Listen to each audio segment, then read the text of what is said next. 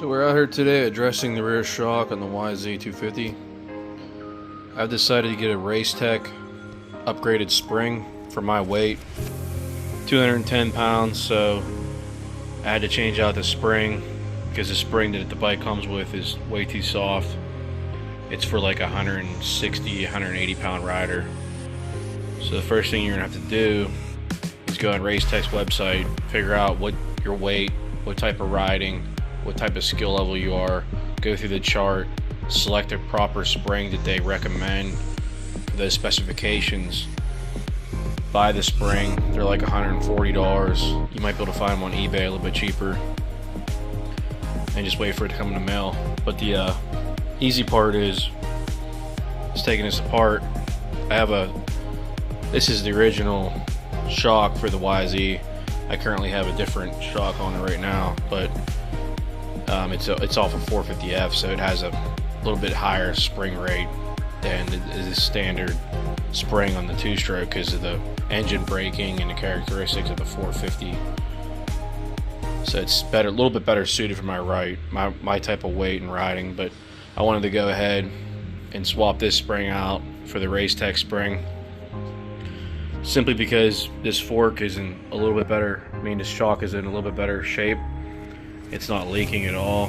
It's got pretty good seals on it still, and the bump stop's still in pretty good shape. The bump stop on this one is starting to crumble and fall apart, and it's starting to leak. I noticed the other day. It's been probably leaking for a little while, but it's been really slow leaking. Still got good damping and everything, but it's leaking slightly, and it's going to need new seals and new oil and everything, and that's like $250 for a shop to do it. So I went ahead and just ordered a new spring for this other shock that I have laying around.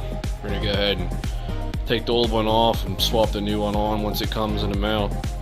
First thing you have to do is loosen this top locking collar, slide it all the way up. Second thing is to loosen this one, slide it all the way up, and your spring will be flopping around, and we'll show you what that looks like in a minute.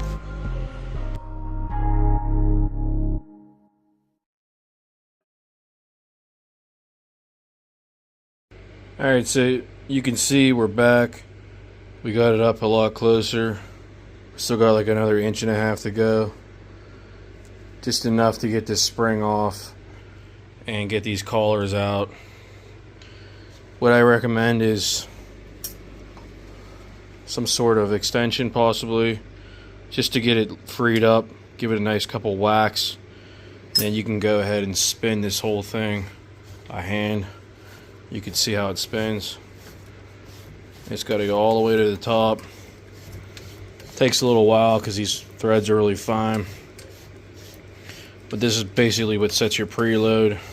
So you want to also remember how you had this spring set and where your preload and your sag was and all that shit. So I would just take a measurement first off before you start doing any of this stuff. Make sure you remember where your spring and your sag was set. So you can see that came all the way off there. It's all the way up top. Now your spring's kind of like floating in there. And you got to move your bump stop all the way up this way, so it's like touching up here. So you can go ahead and take these out, because it's kind of a pain in the ass to get this bump stop. I'm gonna have to pause the video and get my flat plate out and push the bump stop up, so bear with me. Alright, so we're back with the YZ shock. As you can see, we've got the bump stop pushed all the way up. Bump stop's in pretty good shape still. There's no real cracks in it much.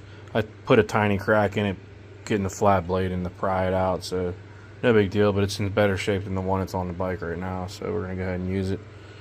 So slide everything up, pull this collar out,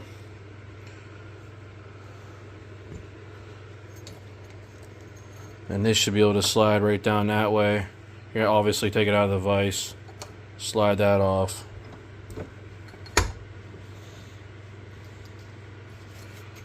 That slides right off. And you got your spring. It's kind of hard to do with one hand, but we're going to try to do it here. Spring comes right out.